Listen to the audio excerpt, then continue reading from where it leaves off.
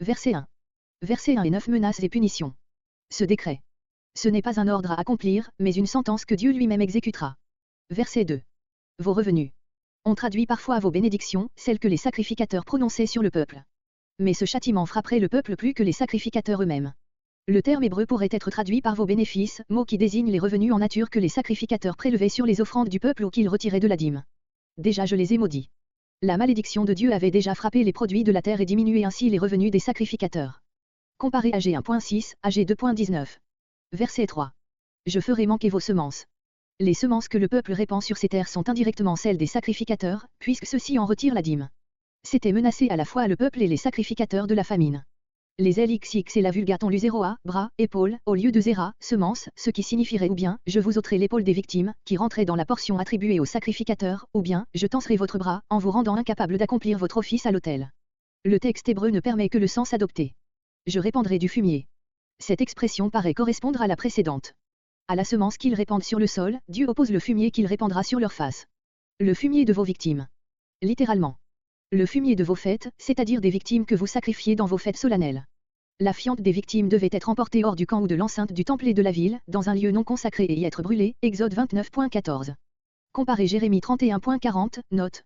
Sens, je vous rendrai mépris pour mépris. Verset 4. Afin que mon alliance avec Lévi subsiste. On traduit parfois, afin que mon alliance soit avec Lévi, comme si Dieu, par ce châtiment, voulait préparer une nouvelle alliance qu'il traitera avec la tribu de Lévi. Mais la traduction admise nous paraît plus conforme au texte, le but du châtiment est de maintenir l'alliance spéciale faite jadis avec cette tribu, en empêchant qu'elle ne se rompe tout à fait par l'infidélité des sacrificateurs. Avec Lévi.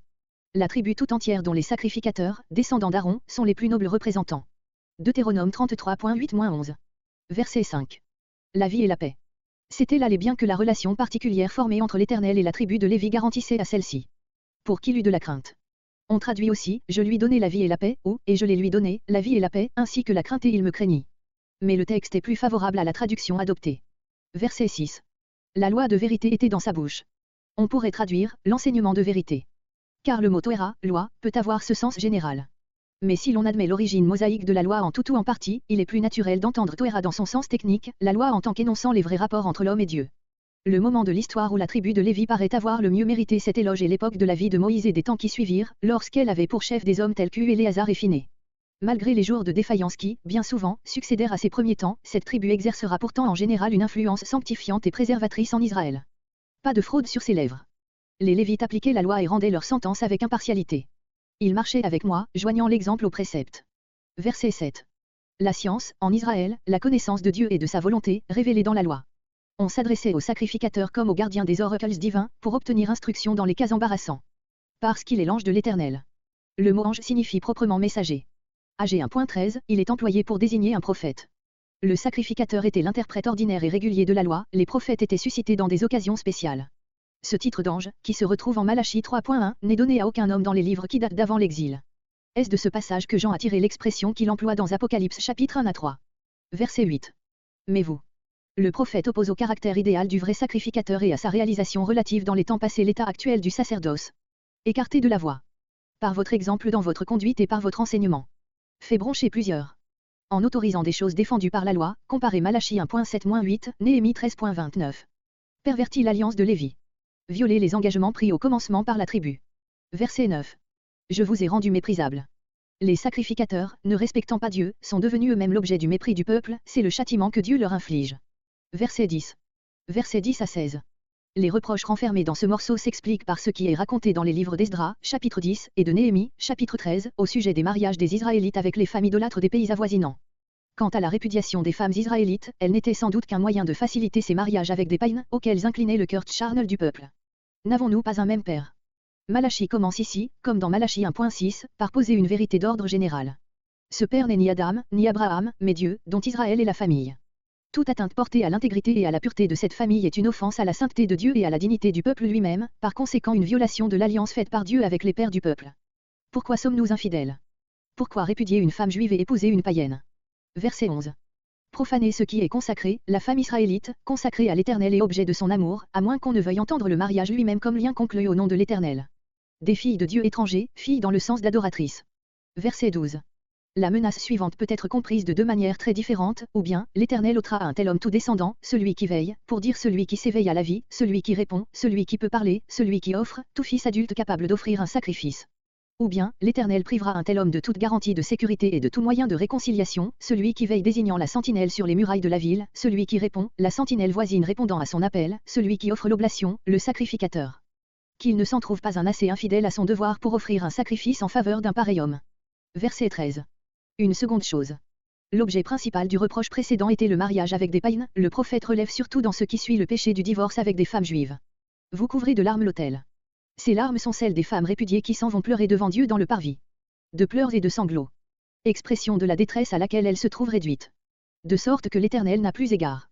Le culte du mari devient odieux à l'Éternel, par l'injure faite à sa femme. Verset 14. Et vous dites. Les Israélites ne veulent pas convenir que leur manière d'agir puisse déplaire à Dieu. A été témoin. Comparez Genèse 31.50. On envisageait le mariage comme un lien formé en présence de Dieu. Proverbe 2.17, il est dit d'une femme infidèle qu'elle n'a pas observé l'alliance de son Dieu. La femme de ta jeunesse. En général, les Israélites se marient jeunes. Le prophète fait appel au souvenir de cet amour juvénile. Verset 15. On traduit et explique les paroles suivantes de bien des manières.